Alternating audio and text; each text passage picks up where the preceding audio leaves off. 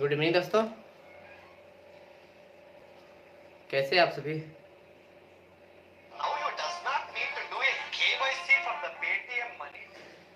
चलिए सारे दोस्तों को शेयर करिएगा और फटाफट आप सभी दोस्तों जुड़ जाइए हमारे साथ।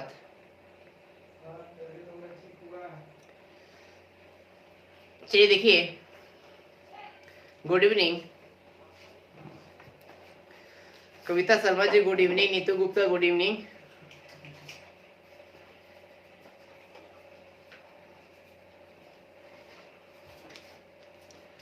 चलिए very good evening, very good evening.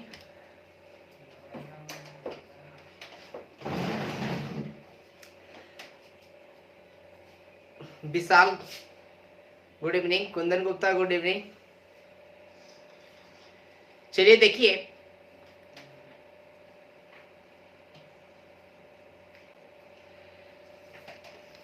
पीछे वाले सारे को नोट्स तो बना रहे हो आप लोग ना, नोट्स तो बना रहे हो आप लोग ना, सभी का नोट्स बनाया करिए आप, सभी का नोट्स बनाया करिए। देखिए ध्यान से हम क्या पढ़ रहे थे, हम पढ़ क्या रहे थे भाई, तो आइए हम पढ़ रहे थे यहाँ पे केमिस्ट्री।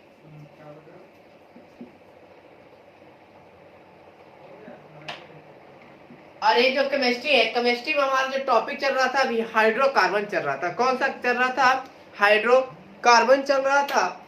आपको बता दूं, यहाँ पे समझिएगा ध्यान से, हमारा चल रहा था हाइड्रोकार्बन।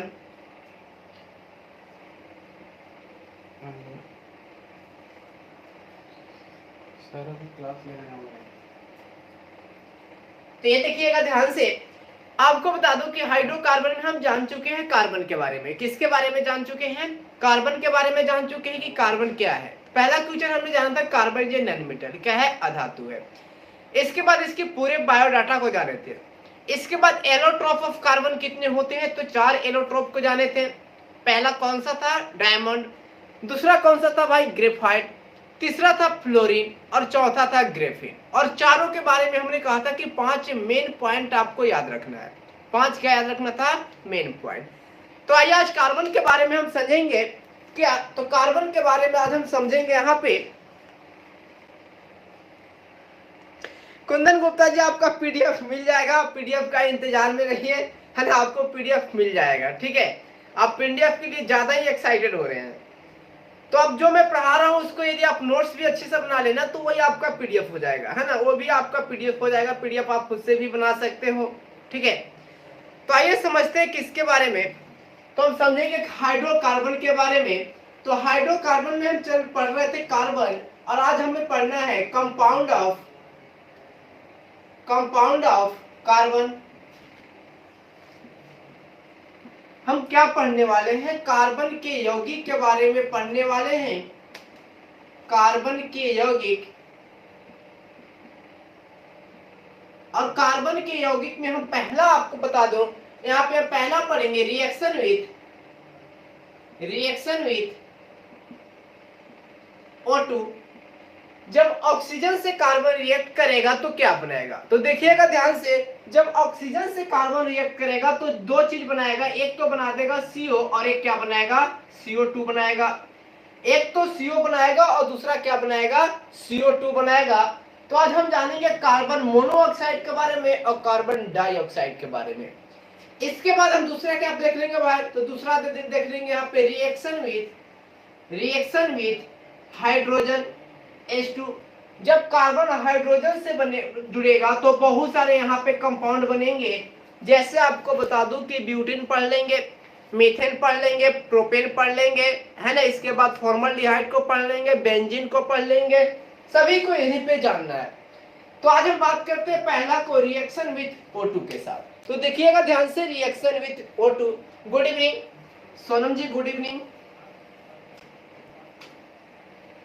चलिए देखिए ध्यान से, रिएक्शन विथ O2। तो पहला हेडिंग लगाइएगा रिएक्शन विथ O2, और पहला हमने बनाया कंपाउंड कौन सा? यहाँ पे कार्बन मोनोऑक्साइड। इसको नाम देते हैं कार्बन मोनोऑक्साइड। ठीक है, तो आज हमें पढ़ना है कार्बन मोनोऑक्साइड के बारे में। किसके बारे में पढ़ना है? कार्बन मोनोऑक्साइड के बारे में पढ़ना है। तो पहला क्वेश्चन आपको बता दूं कि इसे कहा जाता है, कार्बन मोनोऑक्साइड को, साइलेंट किलर गैस। इसको पहला क्वेश्चन आपको बता दूं कि इसको कहा जाता है साइलेंट किलर गैस। क्या बता देना आपको? किसे कहा जाता है? Silent killer gas. हिंदी में लिखेंगे कि चुपचाप मारने वाली गैस। अब इसे क्यों साइलेंट किलर गैस कहते हैं, इसके बारे में समझिएगा ध्यान से कि इसे क्यों साइलेंट किलर गैस के नाम से हम जानते हैं। इसके बाद देखिएगा शत्रुघ्न जी, आप आज आपका नया क्लास है ना, आज आपका पहला क्लास है, तो कोई बात नहीं, देखिएगा जहां से आप पढ़ रहे हैं ना, यहां से बिल्कुल आपको समझ में आएगा। ठीक है, आप ध्यान से मेरे वीडियो को 10 मिनट तक आप बने रहिए, इसके बाद आपका खुद ब खुद समझ में आने लग जाएगा। अब 10 मिनट तक देखिए, और पुराने वीडियो सारा मेरा प्ले लिस्ट में है। अब जैसे फ्रेंड्स IAS अकेडमी खोलिएगा तो वहां पे प्ले लिस्ट में जाइएगा तो सारा प्रीवियस वीडियो मेरा मिल जाएगा, सीरीज वाइज मेरा वीडियो पूरा मिल जाएगा, तो वहां पे आप जाकर देख सकते हैं। Good evening. इसके बाद देखिए ध्यान से, पहले क्वेश्चन बता देना है कार्बन मोनोऑक्साइड के बारे में, किसे कहा जाता है? Silent killer gas. क्या बताना है? कि चुपचाप मारने वाली गैस कौन सा होता है? तो कार्बन मोनोऑक्साइड। अब इसे क्यों कहा जाता है साइलेंट किलर गैस, इसको समझिएगा। तो देखिएगा ध्यान से, बता दूं, पहला फैक्ट आपको बताना है कि यह most soluble in human body या ह्यूमन ब्लड, मानव शरीर में सर्वाधिक मात्रा में घुलने वाली गैस है। यदि कहेगा कि मानव शरीर के ब्लड में या मानव रुधिर में सबसे ज्यादा मात्रा में कौन सा गैस घुलता है, तो क्या बताना है? CO को बताना है। कितना? तो आपको बता दूं कि यह O2 के अपेक्षा या ऑक्सीजन के अपेक्षा 200 गुना तेजी से घुलेगा। कितना गुना? 200 गुना तेजी से यह आपका रिएक्ट करता है। अब यहाँ पे समझिएगा ध्यान से, हमारे ब्लड में क्या होता है? हीमोग्लोबिन होता है। क्या होता है? हीमोग्लोबिन होता है। और ये हीमोग्लोबिन क्या है भाई? तो एक प्रकार का परमानेंट पिगमेंट है। पिगमेंट का मतलब होता है रंजक। क्या होता है? रंजक। और रंजक क्या होता है भाई? रंजक एक प्रकार के क्या होते हैं जो किसी भी पदार्थ को क्या दे, कलर देने का काम करते हैं, रंजक कहलाते हैं। तो हीमोग्लोबिन ब्लड को क्या देता है? तो ब्लड को कलर देता है। क्या देता है? कलर देगा। और ब्लड का जो कलर देता है वो कैसा कलर देता है? तो रेड देता है। इसके बाद मैं कह दूं कि हमारे वातावरण में से हम क्या लेते हैं? एयर को लेते हैं, वायु को लेते हैं, और वायु में क्या होता है भाई? ऑक्सीजन होता है। क्या होता है? ऑक्सीजन होता है। जब हीमोग्लोबिन से ऑक्सीजन जुड़ता है तो बनता है क्या भाई? तो यहाँ पे बन जाएगा ऑक्सी हीमोग्लोबिन। क्या बन जाता है? Oxy haemoglobin. पर मैं यहाँ पे कहा कि इस ऑक्सीजन के 200 गुना तेजी से आपका रिएक्ट करता है कौन? CO।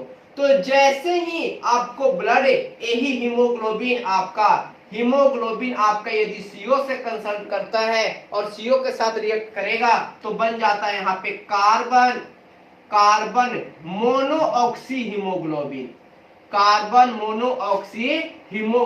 बनेगा। और कार्बन मोनोऑक्सी हीमोग्लोबिन जैसे ही बनेगा तो आपसे एक क्वेश्चन कर देगा कि बताओ भाई, कार्बन ऑक्सी हीमोग्लोबिन कहेगा कि कार्बन मोनोऑक्साइड हीमोग्लोबिन से मिलकर कौन सा कंपाउंड क्रिएट करता है? तो आपको क्या बताना है कि कार्बन मोनोऑक्सी हीमोग्लोबिन कंपाउंड क्रिएट करता है।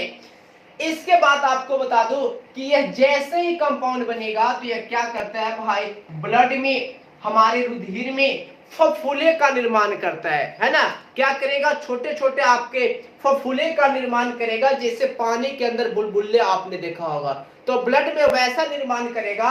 तो वैसे निर्माण होने से ब्लड का जो सर्कुलेशन होता है, वो ब्लड का सर्कुलेशन क्या हो जाएगा?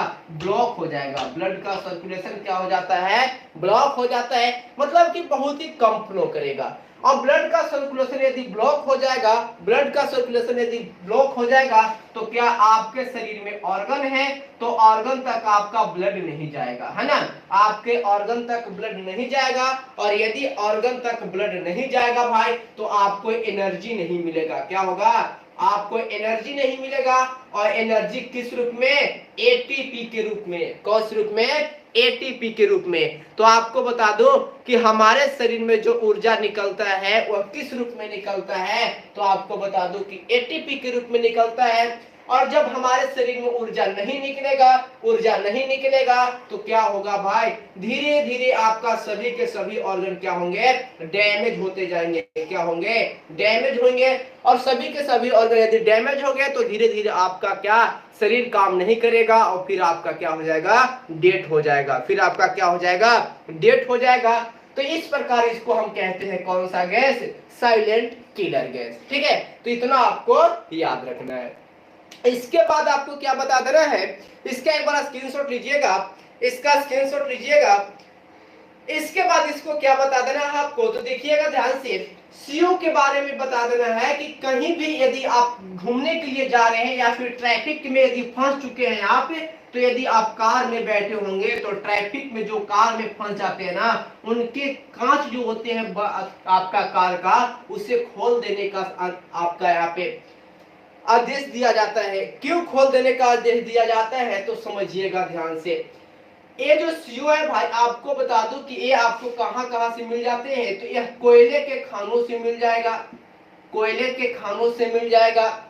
इसके बाद आपको कहां से मिल जाएगा भाई, तो आपको बता दूं कि हीटर, ये हीटर के स्मोक से भी मिलता है, हीटर के धुएं से भी मिलता है। इसके बाद आपका डीजल इंजन वाले गाड़ी से मिल जाएगा, डीजल इंजन वाला गाड़ी से मिल जाएगा, है ना, डीजल इंजन वाला गाड़ी से मिल जाएगा। इसीलिए कहा जाता है कि यदि आप कहीं गए हैं और यदि आप कार में फंस गए हैं तो आपका वहां पे कांच को ओपन कर देना चाहिए, नहीं तो क्या होगा, गाड़ियां बहुत सारे होंगे और गाड़ियां बहुत सारे होंगे तो सभी से क्या निकलेगा, कार्बन मोनोऑक्साइड निकलेगा। और कार्बन मोनोऑक्साइड निकलेगा तो ये आपकी ब्लड से बहुत ही ज्यादा मात्रा में रिएक्ट करता है। और ब्लड से यदि ज्यादा मात्रा में रिएक्ट करेगा भाई तो क्या होगा आपको, तो आपको धीरे धीरे आपका ऑर्गन काम करना बंद कर देंगे और इस प्रकार आपकी डेथ भी हो सकता है या फिर दम भी घुट सकता है। इसीलिए इसको कहा जाता है साइलेंट किलर गैस। इसके बाद आपको और क्या बता देना है भाई, कि ये जो कार्बन मोनोऑक्साइड है, ये जो कार्बन मोनोऑक्साइड है, ये प्रोड्यूसर गैस के लिए जिम्मेवार होता है। प्रोड्यूसर गैस में भी ये इस्तेमाल होता है।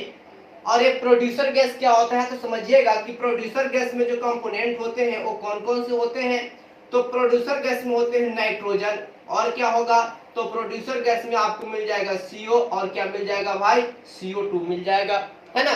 प्रोड्यूसर गैस में नाइट्रोजन, CO मिलेगा और CO2 मिलेगा।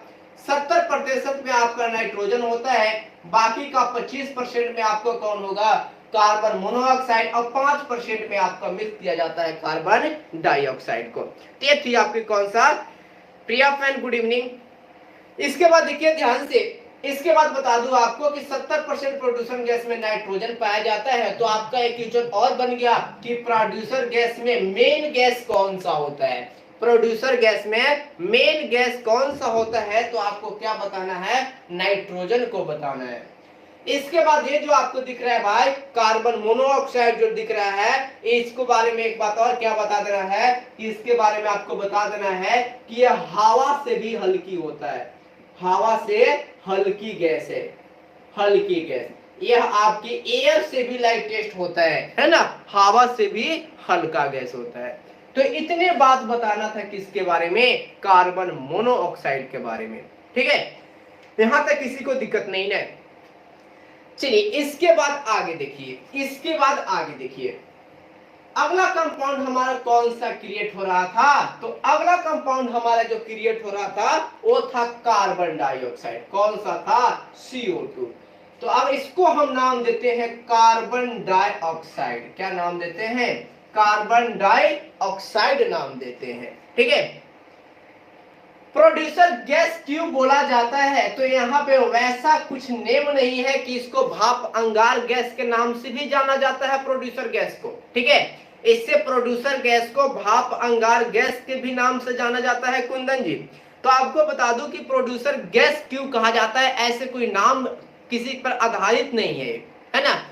जैसे आपको बता दो कि इसे बायोगैस है ना, बहुत सारे, जैसे हम जब फ्यूल पढ़ेंगे तो पढ़ेंगे बायोगैस है ना, वहां पे आपका कोयल गैस हो जाएगा।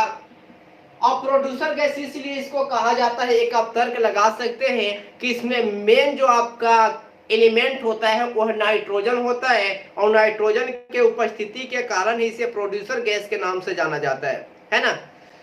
चलिए देखिए, इसके बाद बात करेंगे किसके बारे में, हम कार्बन डाइऑक्साइड के बारे में। तो पहला क्वेश्चन आपको बता देना है इस कार्बन डाइऑक्साइड के बारे में कि इसको यूज करते हैं हम फायर सिस्टम में यूज करते हैं, अग्निशामक यंत्र में यूज किया जाता है, अग्निशामक यंत्र में यूज किया जाता है, या कह सकते हो कि आग बुझाने वाली सिलेंडर में कार्बन डाइऑक्साइड का यूज करते हैं हम। इसके बाद इसका यूज हम कहाँ कर लेते हैं भाई, तो आपको बता दूं कि कार्बन डाइऑक्साइड का यूज कर लेते हैं हम कोल्ड ड्रिंक के बोतलों में, कोल्ड ड्रिंक के बोतलों में भी इसका इस्तेमाल किया जाता है ना। या फिर कह सकते हो कि इसका इस्तेमाल सॉफ्ट ड्रिंक में किया जाता है।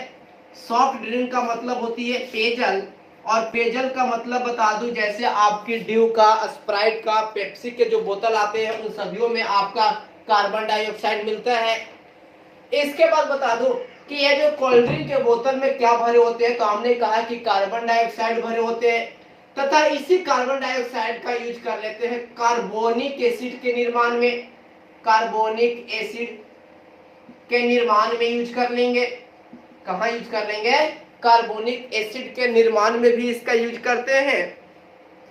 इसके बाद इसी कार्बन डाइऑक्साइड का जो यूज है भाई, आपको बता दूं कि इसको हम कहाँ यूज करते हैं, तो इसको यूज अपन कर लेंगे यहाँ पे ड्राई आइस में, ड्राई आइस बनाने में, या फिर यहाँ पे कर सकते हो शुष्क बर्फ, शुष्क बर्फ बनाने में।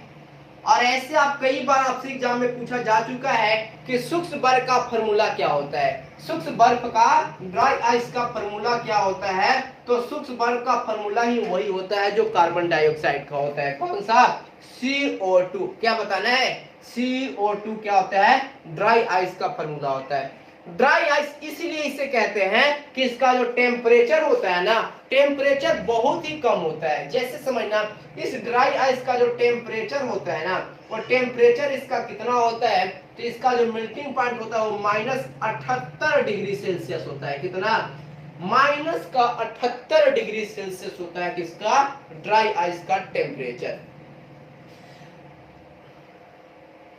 हाँ बिल्कुल, इसी को ड्राई आइस, इसी को हिंदी में शत्रुघ्न जी बोलते हैं ठोस, है ना। इसी को ठोस कार्बन डाइऑक्साइड कहा जाता है, या फिर शुष्क बर्फ कहा जाता है, या फिर ड्राई आइस के नाम से जाना जाता है। इसी को जानते हैं, इसका टेम्परेचर मेल्टिंग पॉइंट कितना बताना है, 78 डिग्री सेल्सियस बताना है।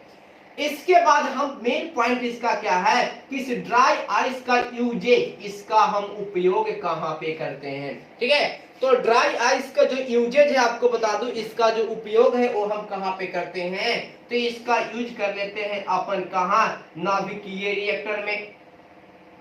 नाभिकीय रिएक्टर के अंदर भी इसका यूज कर लिया जाता है ड्राई आइस का, ठीक है। या फिर इसका यूज कर लिया जाता है एसी में, है ना, एसी में, या फिर कह सकते हो कि रेफ्रिजरेटर में इसका यूज किया जाता है। रेफ्रिजरेटर में इसका यूज करते हैं, और रेफ्रिजरेटर में जो इसका यूज करते हैं भाई ना, वह कूलिंग के लिए करते हैं। किसके लिए करते हैं, कूलिंग के लिए करते हैं, ठंडक के लिए करते हैं, है ना। इसका रेफ्रिजरेटर में जो यूज करते हैं वो किसके रूप में करते हैं, ठंडक के रूप में करते हैं, या फिर कूलिंग के रूप में करते हैं। इसके बाद इसके बारे में आपको क्या याद रखना है, तो इसके बारे में आपको याद रखना है कि ये जो कार्बन डाइऑक्साइड है, ये जो कार्बन डाइऑक्साइड है भाई, आपको बता दूं कि इस कार्बन डाइऑक्साइड को कहा जाता है मेन ग्रीन हाउस गैस, मुख्य मुख्य ग्रीन हाउस गैस कहा जाता है, मुख्य ग्रीन हाउस गैस के नाम से भी जाना जाता है। ये क्वेश्चन बहुत बार एग्जाम में आ चुका है कि मुख्य ग्रीन हाउस गैस कौन सा है, तो आपको क्या बताना है, कार्बन डाइऑक्साइड बताना है। कौन सा गैस है, कार्बन डाइऑक्साइड बताना है। इसके बाद देखिए ध्यान से, इसके बाद समझिएगा,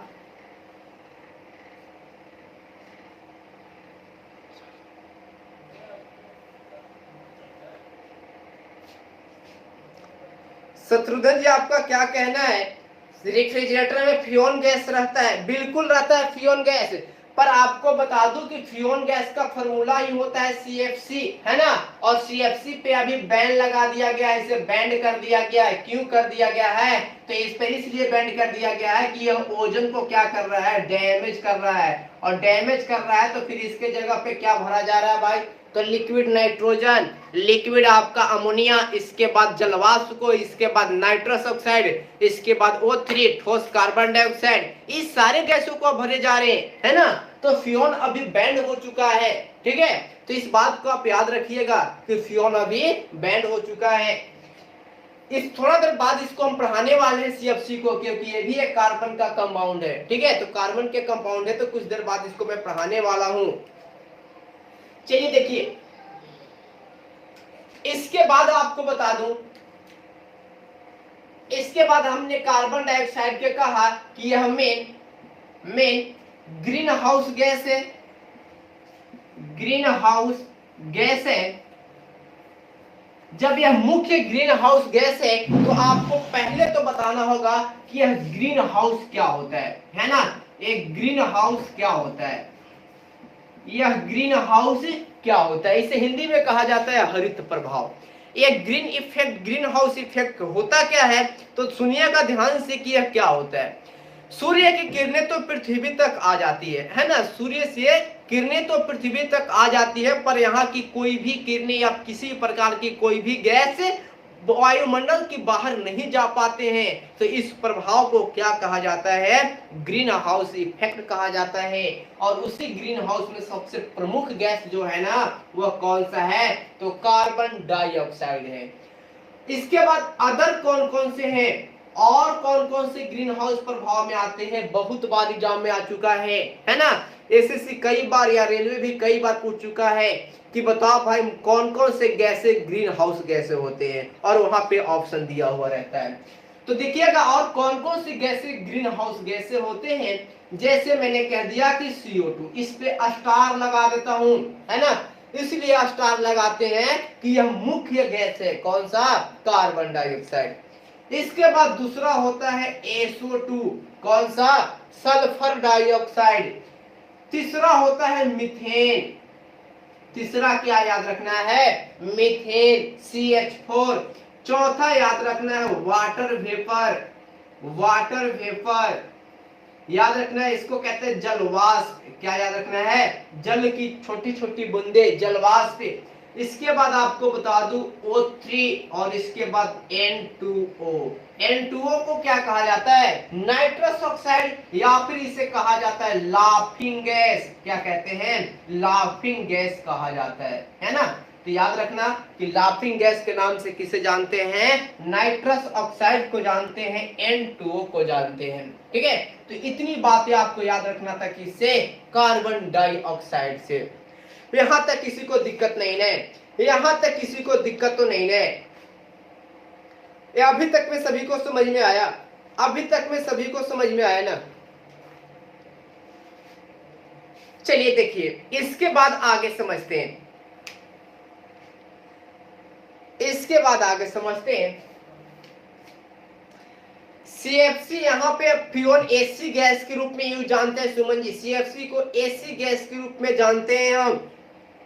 चलिए वेरी गुड, चलिए आगे समझते हैं, आगे जानते हैं इसके बारे में।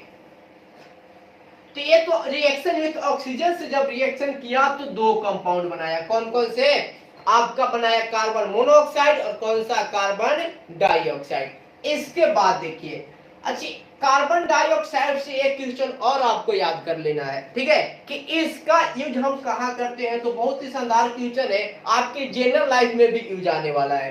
तो कार्बन डाइऑक्साइड से एक क्वेश्चन कर लेना कि इसका यूज करते हैं हम फूड मटेरियल को फ्लूफ्ली करने में। फ्लूफ्ली का मतलब होता है फुलाना।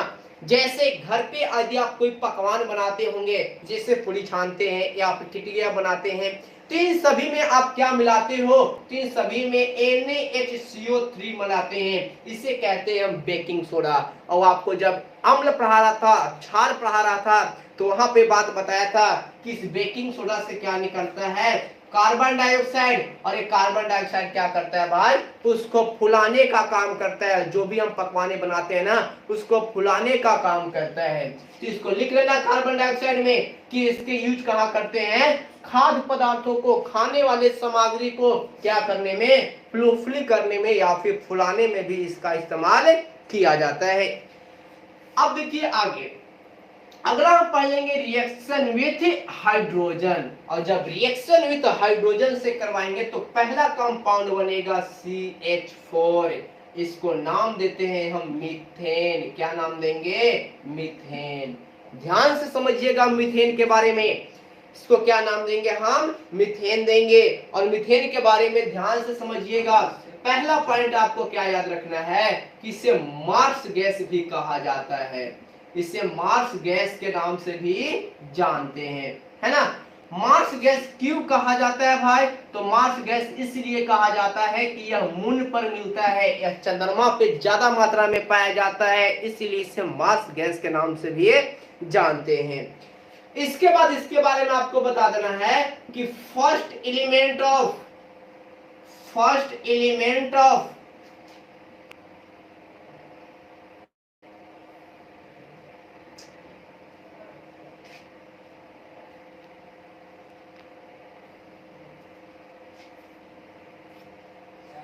चलिए देखिएगा, और थोड़ा सा टेक्निकल प्रॉब्लम हो गया था।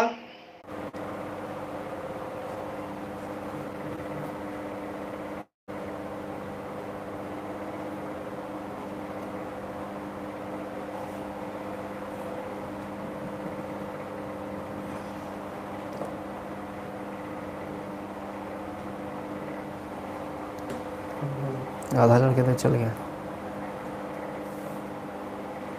चलिए देखिए आ गया। और सॉरी, इसके लिए बहुत बहुत सॉरी, है ना। थोड़ा सा आपका टेक्निकल प्रॉब्लम हो गया था। चलिए आज जुड़ जाइए। आप सभी का सही हो गया ना? एक बार देख लीजिएगा, सभी का वीडियो सही चल रहा है ना? सभी का वीडियो सही चल रहा है ना? चलिए बहुत अच्छा।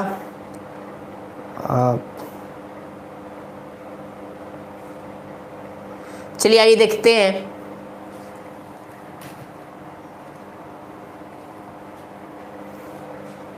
चलिए आइए देखते हैं। इसमें कोई इश्यू मत रखिएगा, है ना। थोड़ा सा चलता है इतना। आइए समझते हैं यहाँ पे।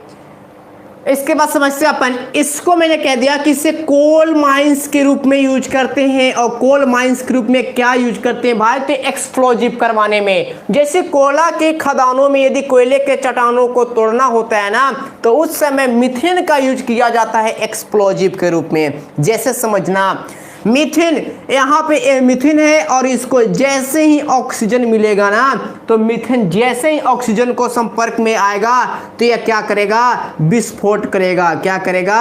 एक्सप्लोजिव बनाएगा, विस्फोटक बनेगा। और जब ऐसे विस्फोटक को यदि तेजी से कराना हो, है ना, तेजी से विस्फोट करवाना होगा ना, तो तेजी से विस्फोट में भी कौन यूज होगा? मीथेन। और इसलिए इस मीथेन को कहा जाता है, इसलिए इस मीथेन को कहा जाता है, यहाँ पे समझिएगा, मैंने कहा कि मीथेन को जैसे ही ऑक्सीजन मिलेगा ना, तो ऑक्सीजन मिलेगा तो क्या बनाएगा? एक्सप्लोजिव बनाएगा। और यह तेजी से विस्फोट करेगा। और तेजी से विस्फोट करेगा ना, तो इसको हम नाम क्या दे देंगे? इसे हम नाम दे देंगे फायर डैम्प के नाम से जानते हैं। किसके नाम से? फायर डैम्प के नाम से जानते हैं। यह क्वेश्चन कई बार रेलवे आपका पूछ चुका है।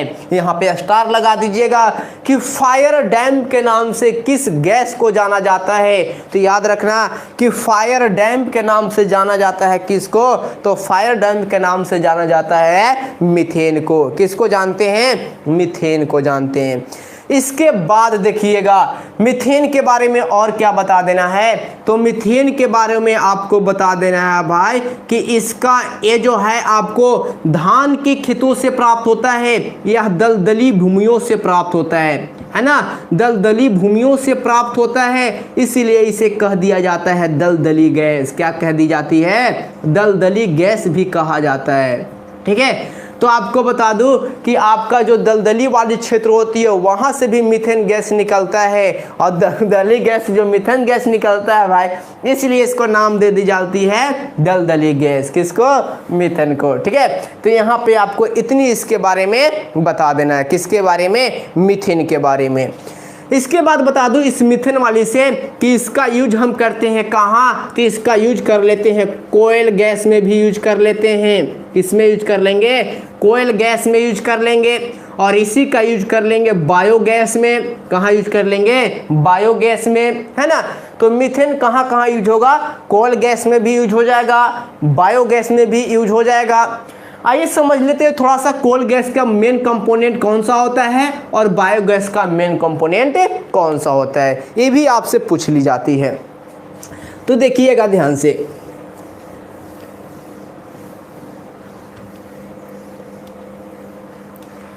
कोल गैस में आपको क्या क्या बताना है। तो यहाँ पे देखना, यदि कोल गैस में कहेगा कि सबसे मुख्य घटक कौन सा होता है, तो कोयल गैस में आपको बता दूं, कुंदन गुप्ता आपको बता दूं कि धान के खेतों में आग क्यों नहीं लगता है। अब बता दूं कि उतनी एक्सेस अमाउंट में आपको नहीं मिल पाता है। इसका केस आपको बता दे रहा हूं। जैसे आपने कभी न्यूज़पेपरों में सुना होगा कि एक व्यक्ति क्या कर रहा है भाई, धान काट रहा था, है ना, ये धान की खेतों में बैठा था, धान की कटाई कर रहा था, चावल की कटाई कर रहा था, और वहां पे वह बेहोश हो गया, है ना।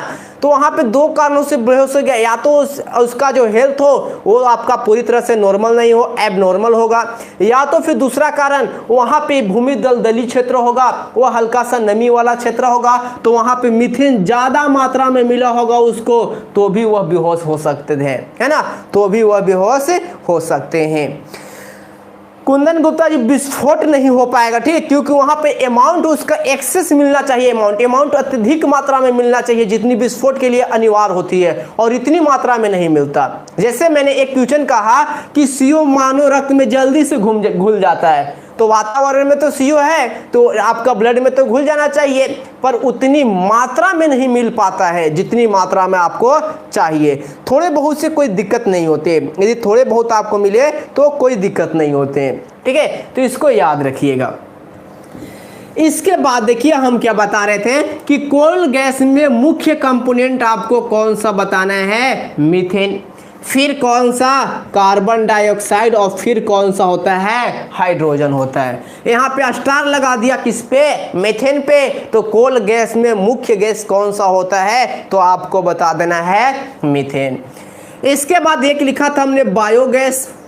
और वैसे भी आपको बता दूं कि इन सारे गैस की यूजेज, है ना, इनकी बनाने की विधि और इनके कंपोनेंट सारे के सारे हमारा फ्यूल वाला चैप्टर में पढ़ना है। इसका नाम आ गया इसलिए थोड़ी सी कंपोनेंट यहाँ पे आपको बता दिया, इसको याद रखिएगा।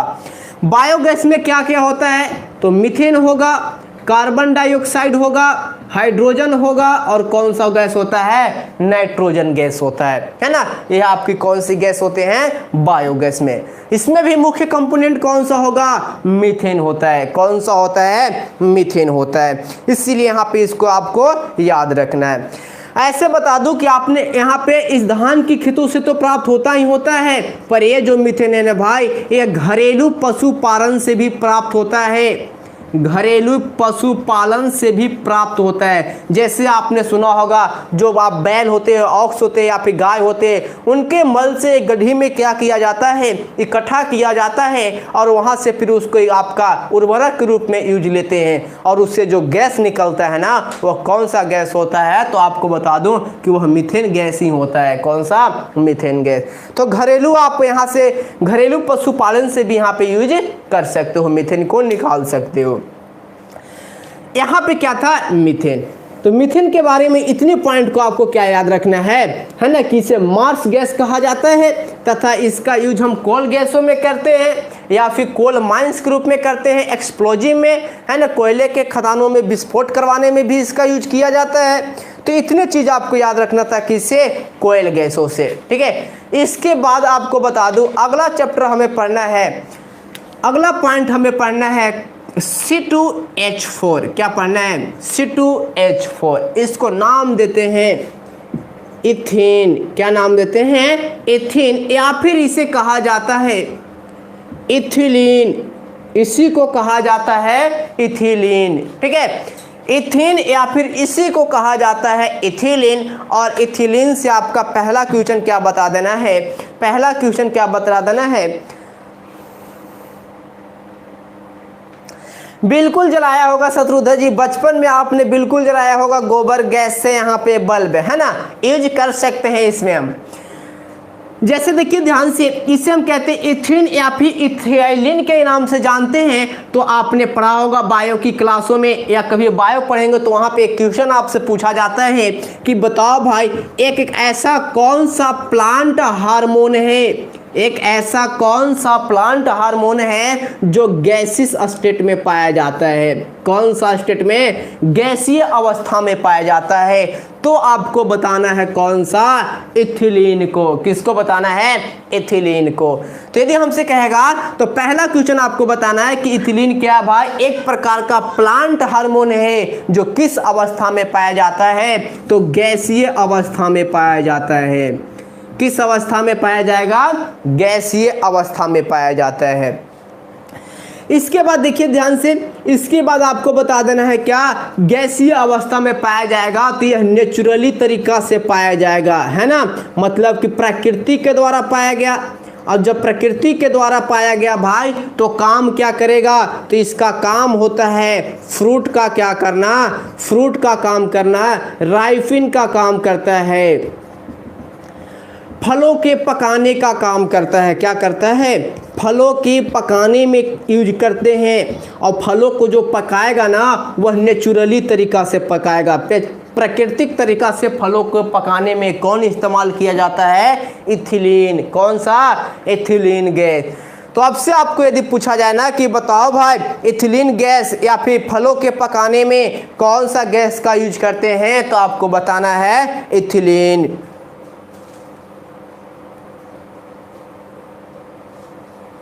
इसके बाद देखिए, एक गैसियस है, इथिलीन तो गैस है ही है, गैस के बावजूद भी यह क्या है? तो गैस के बावजूद भी यह प्लांट हार्मोन है जी, है ना। यह गैस के बावजूद भी कुंदन गुप्ता जी प्लांट हार्मोन है।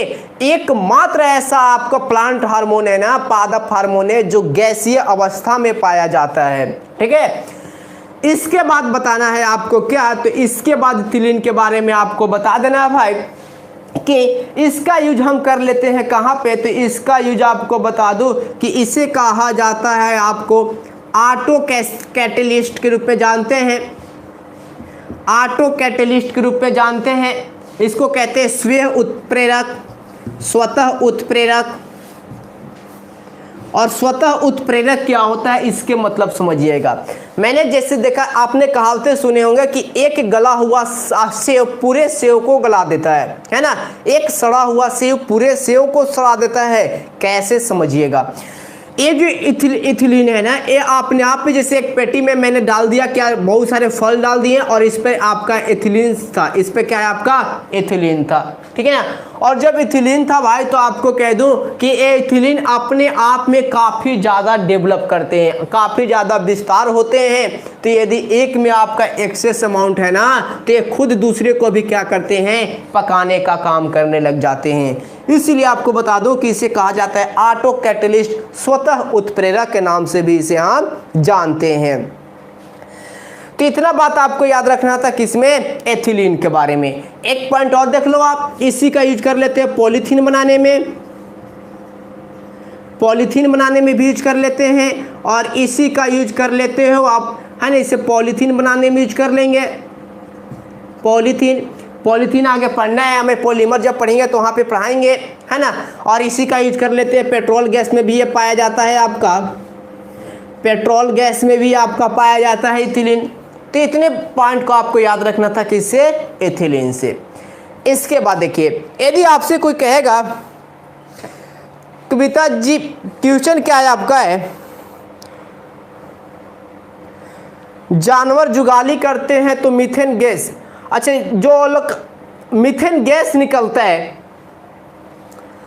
बिल्कुल सही है कविता जी, मीथेन गैस निकलता है, पर अमाउंट वहाँ पे बहुत ही, मतलब क्या बता दो, बहुत ही लेस होता है, बहुत ही कम होता है ना, अमाउंट वहाँ पे बहुत ही कम होता है, इसलिए पता नहीं चल पाता, अमाउंट बहुत ही कम होता है वहाँ पे।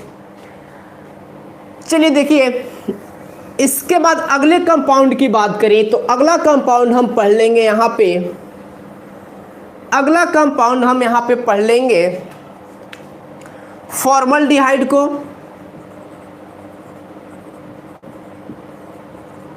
फॉर्मल्डिहाइड का फॉर्मूला होता है HCHO, क्या होता है, HCHO। इसको नाम देते हैं एल्डिहाइड ग्रुप, इसको क्या नाम देते हैं, एल्डिहाइड ग्रुप। और यदि आपसे कहा जाएगा कि फॉर्मल्डिहाइड किस ग्रुप के द्वारा निर्मित होता है, तो आपको बताना है कि एल्डिहाइड ग्रुप के द्वारा यह बना होता है। इसी फॉर्मल्डिहाइड को कहा जाता है फॉर्मिलिन, क्या कहा जाता है, फॉर्मिलिन कहा जाता है। और यह फॉर्मिलिन एक नया वर्ड है आपके लिए, तो समझिएगा कि यह फॉर्मिलिन है क्या। तो बता दूं कि 40% 40% of aqua solution 40% aqua solution of 40% 40% aqua solution of formaldehyde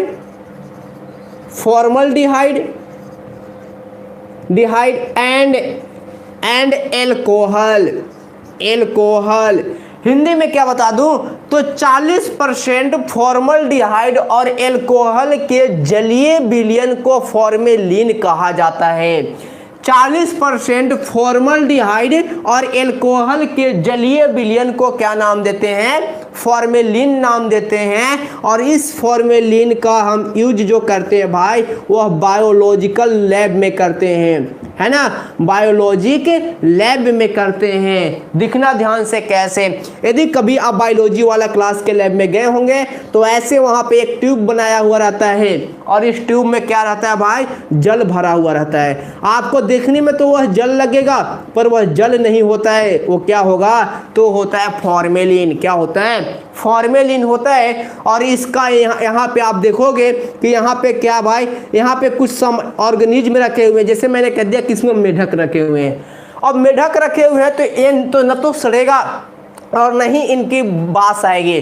20 साल जैसे से मेढक 20 साल पहले जैसे से इनकी आकृति, वैसे ही 20 साल बाद भी उनका आकृति रहेगा। मतलब कि यह ऑर्गेनिज्मों को क्या करता है, प्रिजर्वेशन करने का काम करता है। यह ऑर्गेनिज्म को क्या करता है, तो प्रिजर्वेशन करने का काम करता है, संरक्षण करने का काम करता है, उनको सड़ने गलने से क्या करता है, बचाता है, किनको, जीवों को। तो बायोलॉजिकल लैब में इसका यूज करते हैं। जैसे मैंने कह दिया कि यहाँ पे सांप रख दिया गया और इस सांप का 20 साल जैसे पहले आकृति था वैसे आज भी है, तो इसमें क्या था भाई, फॉर्मेलिन था। तो यदि आपसे कहा जाएगा कि ऑर्गेनिज्मों को प्रिजर्वेशन करने में बायोलॉजिकल लैब में किसका इस्तेमाल करते हैं, तो किसका इस्तेमाल करते हैं, फॉर्मेलिन का इस्तेमाल करते हैं। तो इतना चीज आपको याद रखना सा। इसके बाद देखिए ध्यान से, आपका मनोज कुमार जी आपका मिल जाएगा, आपका आंसर मिल जाएगा, थोड़ी देर रुक जाइए, आपका आंसर ऑटोमेटिक मिल जाएगा, है ना, आपका आंसर ऑटोमेटिक मिल जाएगा। ये था आपका क्या, फॉर्मल्डिहाइड, जो एल्डिहाइड ग्रुप से बना हुआ है। इसके बाद देखिए ध्यान से, अगला हमारा कंपाउंड है एसिटिलीन। कौन सा, एसिटिलीन है ना। हम जानेंगे किसके बारे में, एसिटिलीन के बारे में जानेंगे। तो पहला पॉइंट आपको बता देना है कि इसका जो फॉर्मूला होता है वो क्या होता है, HC2H2 होता है। क्या होता है, C2H2 होता है। और यहाँ पे देखना, इसका एसिटिलीन का भी यूज हम करते हैं कहाँ, तो इसका यूज किया जाता है फ्रूट के राइपिंग में, फ्रूट के राइपिंग में, फलों के पकाने में, फलों के पकाने में। पर अभी आपने कहेंगे कि थोड़ा देर पहले तो आपने एथिलीन को बताया, तो बिल्कुल बताया। अंतर क्या है दोनों में, वह नेचुरली तरीका से हो रहा था या आर्टिफिशियल तरीका से पकाया जाएगा, या कृत्रिम तरीका से पकाया जाएगा, है ना। तो आपको यदि कह देगा कि कृत्रिम तरीका से फलों के पकाने में कौन सा गैस इस्तेमाल होता है, तो आपको कह देना है कौन सा, एसिटिलीन को। इसके बाद बता दूं कि यदि एसिटिलीन को डायरेक्ट लिया जाए, फलों को यदि बिना धोया खाया जाए, तो लीवर डैमेज होने की आशंका रहती है ना। आपका लीवर भी डैमेज हो सकता है, यकृत खराब भी हो सकता है। इसीलिए कहा जाता है कि फलों को धोकर ही खाना चाहिए। इसके बाद आपको बता दूं, इनसे बचने के लिए क्या किया जाता है भाई, तो कैल्शियम कार्बाइड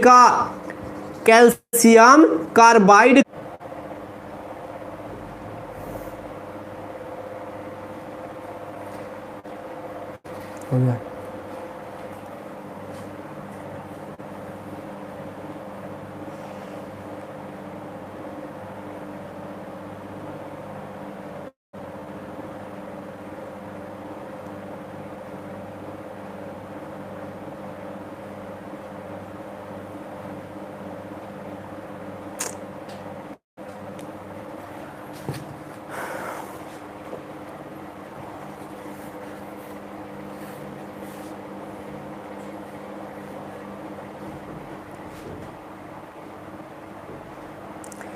चलिए देखिए,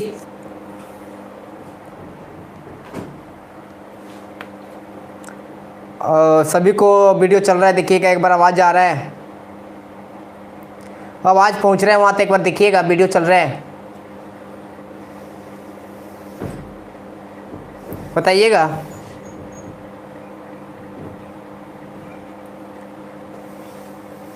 आवाज़ तो पहुंच रहा है ना।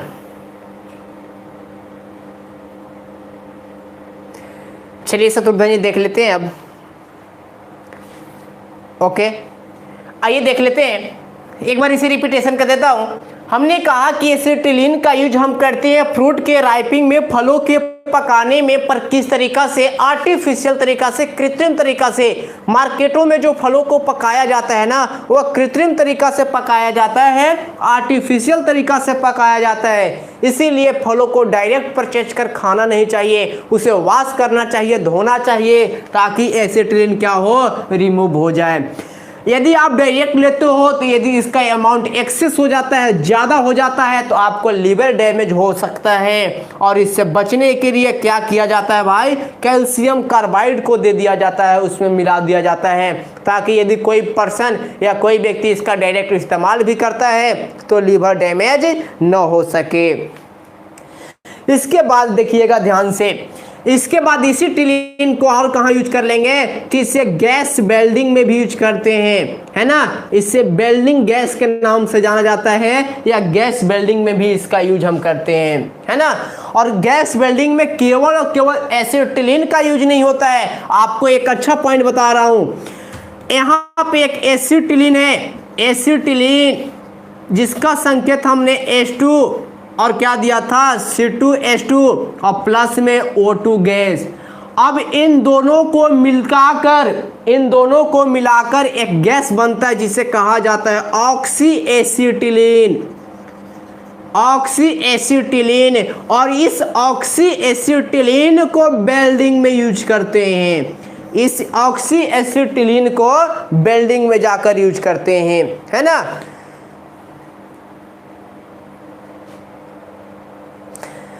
एथिलीन हार्मोन से कृत्रिम कुंदन जी, आर्टिफिशियल और नेचुरली का मतलब आप समझते नहीं है। प्रकृति का मतलब वो होता है जो मानव के द्वारा इस्तेमाल ना किया गया हो, वो क्या हो, नेचुरल में इस प्रकृति में खुद से पाया गया हो। तो जो एथिलीन था ना, वह एथिलीन क्या है भाई, तो एथिलीन आपका नेचुरली है ना, यह प्रकृति है, ये पेड़ पौधे से खुद रिलीज होता है ना, ये कोई जाकर मानव फल पे नहीं डालता है। और वही जो एसिटिलीन है ना, यह आपकी किसी व्यक्ति के द्वारा उस फल पे छिड़काव किया जाता है ना, तो ये हो गया कृत्रिम तरीका से। ठीक है, अलग अलग है जी, मौसमी साज ऑक्सी एसिटिलीन बनाया और फिर आपको बताना है कि वेल्डिंग में किसका यूज करते हैं, तो ऑक्सी एसिटिलीन करते हैं। कपूर बनाने में भी इसका यूज किया जाता है। तो एसिटिलीन में एक पॉइंट और नोट करिएगा कि इसका यूज कहाँ करते हैं, तो कपूर के बनाने में भी एसिटिलीन गैस का इस्तेमाल किया जाता है। तो इतना पॉइंट आपको कहाँ से याद रखना था, एथिलीन से।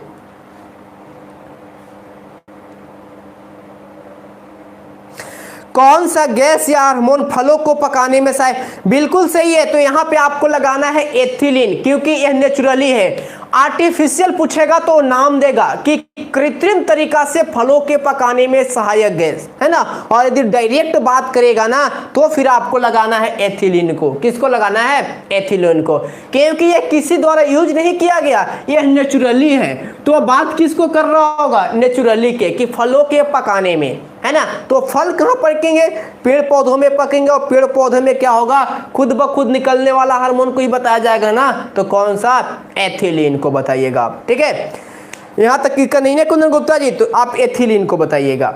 चलिए देखिए ध्यान से, इसके बाद एक कंपाउंड अगला पढ़ लेते हैं हम,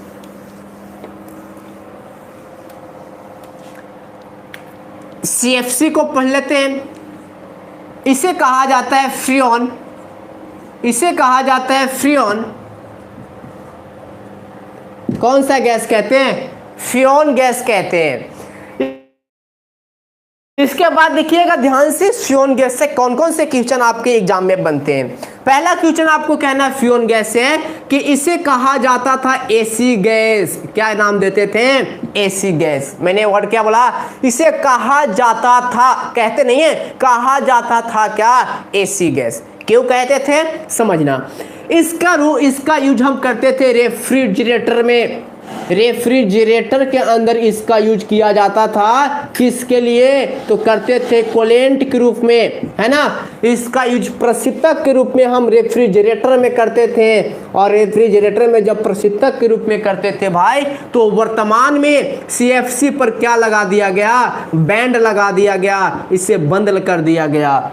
क्यों बंद कर दिया गया, तो आपको बता दूं कि इस CFC से क्या होने लगा, ओजोन परत का, ओजोन लेयर का क्या होने लगा भाई, ओजोन लेयर इससे डैमेज होने लगा। और जब ओजोन परत इससे क्षय होने लगा, ओजोन परत का नष्ट होने लगा, तो इस पे बैंड कर दिया गया, इसे रोक दिया गया।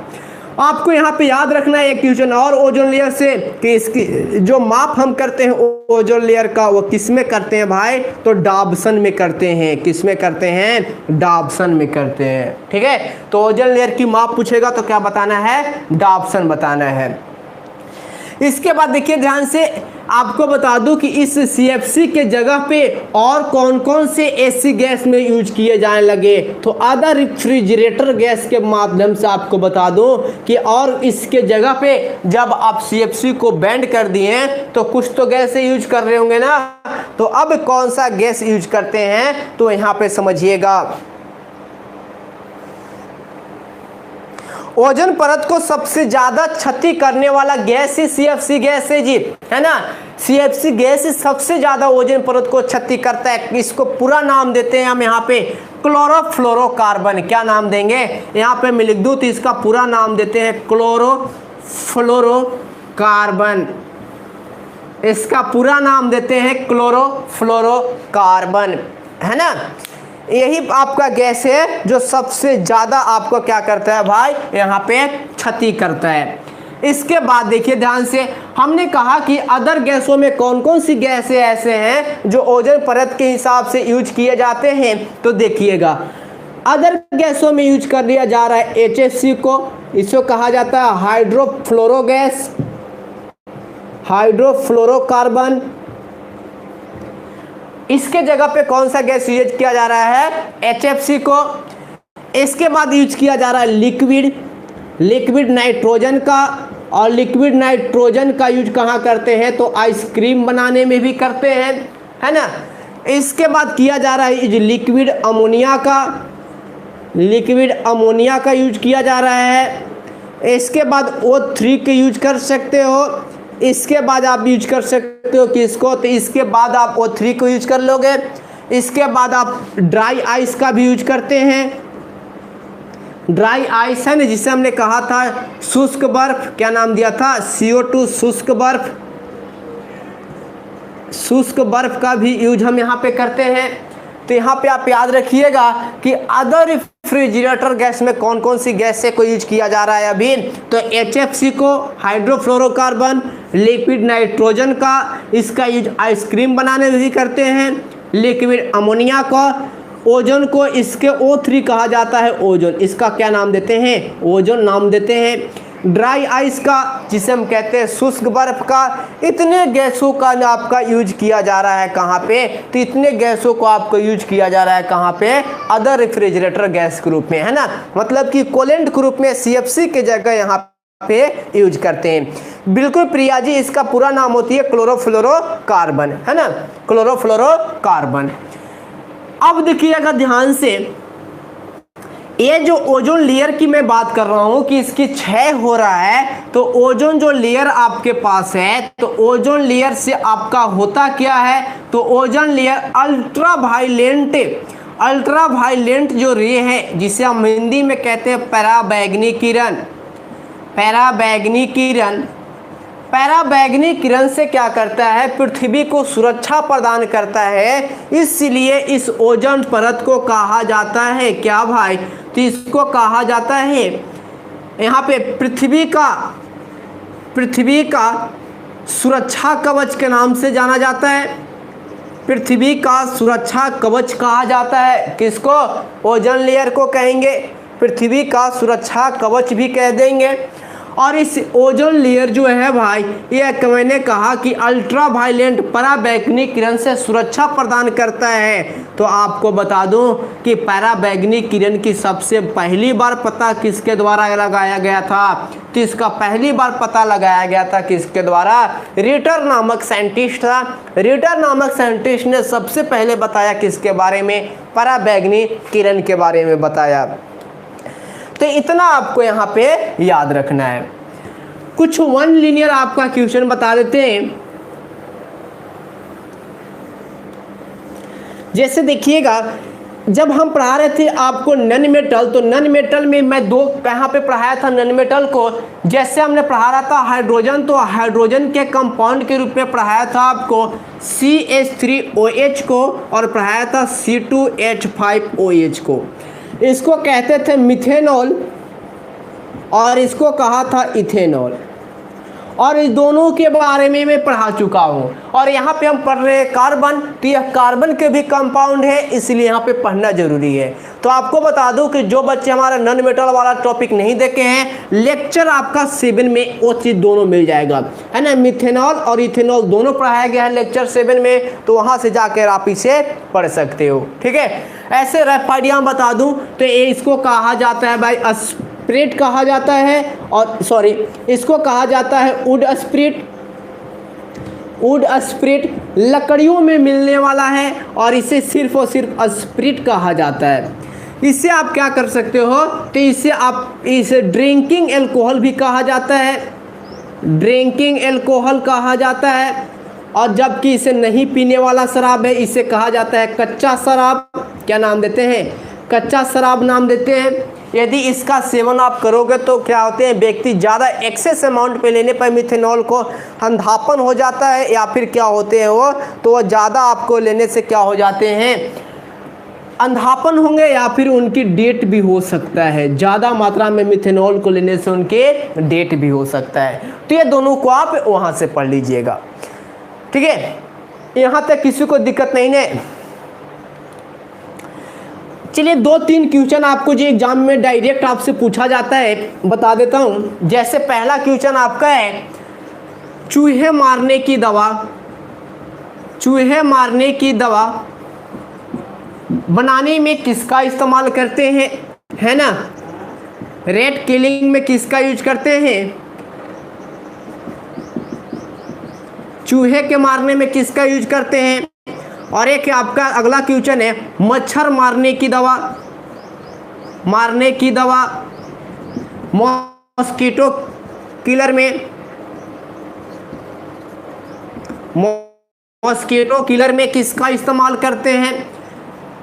तो देखिएगा ध्यान से, जो आप गुड फाइट नाश लाते हैं या फिर जो आप एक लिक्विड का जो मच्छर मारने की दवा मिलता है तो उस पे लिखा हुआ क्या रहता है भाई, तो उस पे यहाँ पे देखना क्या लिखा हुआ रहता है, थोड़ा सा आप जवाब देना यहाँ पे यदि आप पहले से जानते होंगे तो। पहले देख लेते हैं चूहे मारने की दवा में किसका इस्तेमाल करते हैं, तो इनमें जिंक फॉस्फेट का इस्तेमाल करते हैं। चूहे मारने की दवा में किसका यूज करते हैं, जिंक फॉस्फेट का यूज करते हैं। और यहाँ पे आपको बता दूं कि इस जिंक फॉस्फेट का जो यूज करते हैं भाई, इसका जो फॉर्मूला होता है वो होता है Zn3P2। Zn3 क्या होता है, P2। ऐसे आपसे पूछता तो नहीं है फॉर्मूला, पर यहाँ पे याद रखिएगा कि जिंक फॉस्फेट का यूज किया जाता है कि इसमें चूहे मारने की दवा में। और मच्छर मारने की दवा में यूज करते हैं यहाँ पे एंथेरिन को, या फिर इसके जगह पे एक और नाम लिखा जाता है जिसे कहते हैं प्रीथेरिन।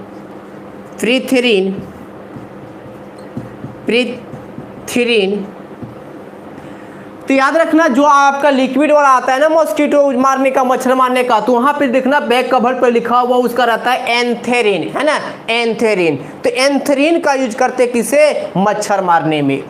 एक क्वेश्चन और है आपका, जैसे आपसे कह देगा कि बताओ भाई फर्स्ट वर्ल्ड वार में प्रथम विश्व युद्ध में किसका यूज किया गया था, है ना। प्रथम विश्व युद्ध में किसका यूज किया गया था, तो आपको बताना है गैसें की यूज की गई थी। और कौन सा गैस था भाई, तो मस्टर्ड गैस थे। कौन सा गैस था, मस्टर्ड गैस था। कौन सा गैस बताना है, मस्टर्ड गैस बताना है। और मस्टर्ड गैस कहाँ से बनाई जाती है, तो यह सरसों से प्राप्त किया जाता है। कहाँ से प्राप्त करते हैं, सरसों से प्राप्त करते हैं। और एक क्वेश्चन आपका यहाँ पे कि सेकेंड वर्ल्ड वार में दूसरे विश्व युद्ध में किसका इस्तेमाल करते हैं, तो दूसरे विश्व युद्ध में देखना ध्यान से, दूसरे विश्व युद्ध में गैस का इस्तेमाल न करके पाउडर का इस्तेमाल किया गया। किसका इस्तेमाल किया गया, पाउडर का इस्तेमाल किया गया। और वो जो पाउडर था भाई, ये जो पाउडर यहाँ पे बनाया गया था वह कैल्शियम ऑक्साइड का था। कौन सा, कैल्शियम ऑक्साइड का बनाया हुआ था, जिसे हमने लाइम स्टोन नाम दिया था। क्या नाम दिया था, लाइम स्टोन के नाम दिया था, है ना। तो इतना क्वेश्चन आपको यहाँ पे बता देनी है किसके बारे में, तो सेकेंड वर्ल्ड वार के बारे में बता देना है कि इसमें पाउडर का यूज किया गया था। और फर्स्ट वर्ल्ड में किसका, मस्टर्ड गैस का यूज किया गया था। यहाँ तक किसी को दिक्कत नहीं है, यहाँ तक सभी को समझ में आए ना।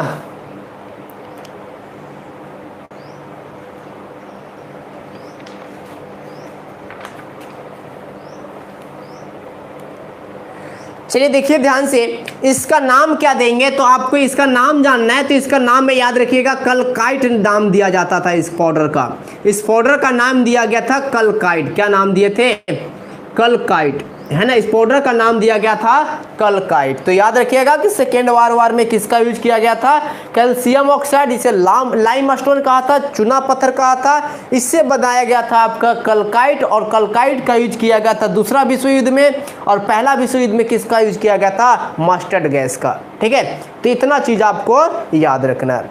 तो हमारा कौन सा टॉपिक चल रहा था, कार्बन चल रहा था। और कार्बन के आपके बहुत सारे यहाँ पे कंपाउंड को पढ़ा दिया। इससे ज़्यादा क्वेश्चन आपसे नहीं पूछा जाएगा। एक क्वेश्चन आपको रफ आइडिया में और बता देता हूं, जो कि वो भी डायरेक्ट आता है एग्जाम में। जैसे आपको बता दूं,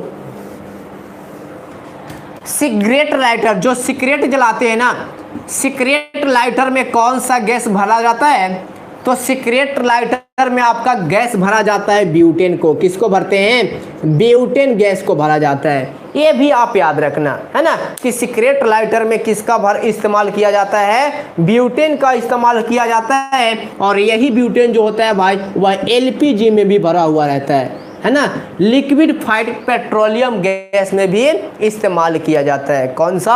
आपका ब्यूटेन। तो इतना पॉइंट आपको यहां से याद रखना था। आज के लिए बहुत ही ज्यादा है। यदि आपका कोई यहां से क्वेश्चन है तो आप हमसे कमेंट कर सकते हो।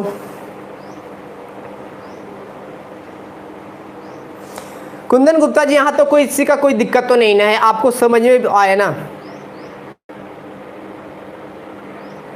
बहुत ही अच्छे, थैंक्स। देखिए शत्रुघ्न जी क्या कह रहे हैं, बहुत अच्छा लगा क्लास सर, मजा आ गया। बिल्कुल मजा आ जाएगा शत्रुघ्न जी, बिल्कुल मजा आ जाएगा।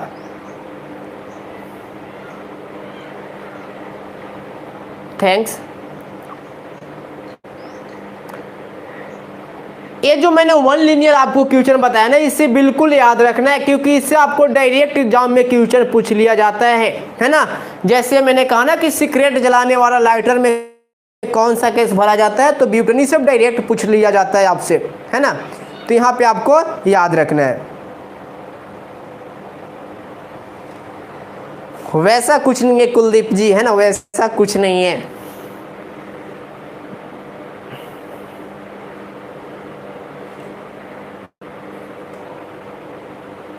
हमारा बायोलॉजी का लेक्चर आपके सामने आएगा, है ना।